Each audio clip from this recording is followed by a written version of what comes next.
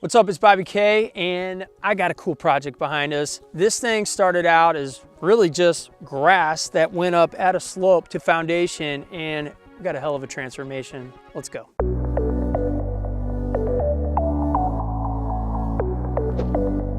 All right, so starting from the top, this is where the grass went up to, and you see I'm transitioning already, boom, boom, boom, down to a lower level. I think a lot of companies are gonna come in and they're gonna throw in a wall and bring everything up to grade. Why not create multiple elevations? That's the cool part about something like this. You got a spot for eating, got a spot for a barbecue. And the one thing that we wanted to do is not rip out that tree. Why? It's beautiful, it provides shade, it does its job. So by making these curvy landscaped beds and patio, now we preserve the tree, we've got multiple levels. But then you got to figure out, well, what kind of materials do we want to pick for here? How do you do that? All right, so here is the main tip that I could give you that is going to make everything easy when you're selecting the material for your project. The retaining wall, block, cap, the pavers, what you notice that they have in common here is they're pretty similar in color. But how did I come up with that? How did we pick that out? Look at the fireplace. That is what depicted everything here. The color of the siding and the fireplace. I knew that a Bethany color was going to be perfect for this. And what we did is we have a multi-piece paver and then a 6x9 border. So what happens is when you get to all these curves and you don't want those little wedges in there, you strike a line, you cut out the existing, the overlay, and then boom, you put in the 6x9 and they slap that up against there. Everything is nice and tight, and then a polymeric sand sweeps in between. It's like a flexible mortar. So you've got Bethany, border, and we have a seating wall that's also of a Bethany, and the fire pit is of a Bethany. So play off the color tones of your house when you're selecting all that material. Now let me tell you something. When you get a fire pit, this is a big miss, big miss.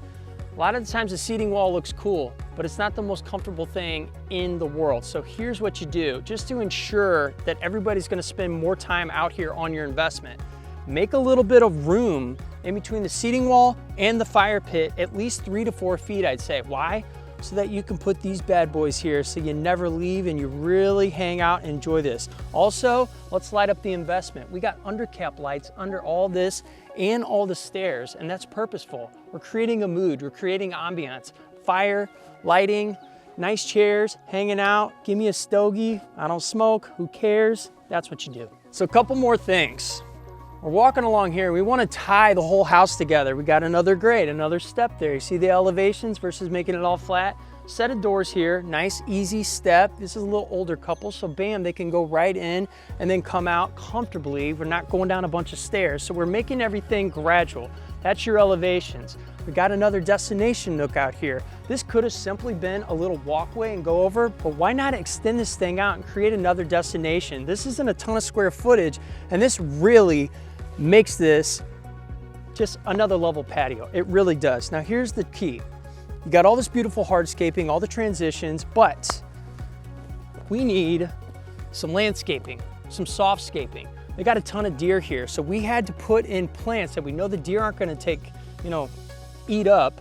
It's full sun, and I wanted to make it look soft and natural, so bringing these beds out away from the hardscaping, bringing you into the yard a little bit, and then cutting in a natural 3 to 4 inch spade shovel edge is key. Soften the place, enjoy the hardscaping. This thing's an absolute cherry. If you've been watching this channel for a while, you know this all starts with the 3D design. You can't expect someone to want to do something like this without knowing what the finished product looks like. So get a design if you're ever considering a backyard reno like this. You want to make sure you know the materials. We talked about that. What are the elevations going to look like? We talked about that. How about how this stuff is actually put in? Is it on a clean rock base? Is it on sand, which we don't do anymore? That's kind of a no-no. You want pavers to shift around, put them on sand. Make sure you're paying attention to that kind of stuff. It's all about the quality. It's all about the design. It's all about painting the picture before a shovel hits the ground. That's the key to this whole thing. If you want to see a couple more designs, go check out this video right here. I got some awesome bonus tips in that is going to take this to the next level. This is Bobby K saying creation is everything, so go out and create. See you on the next video.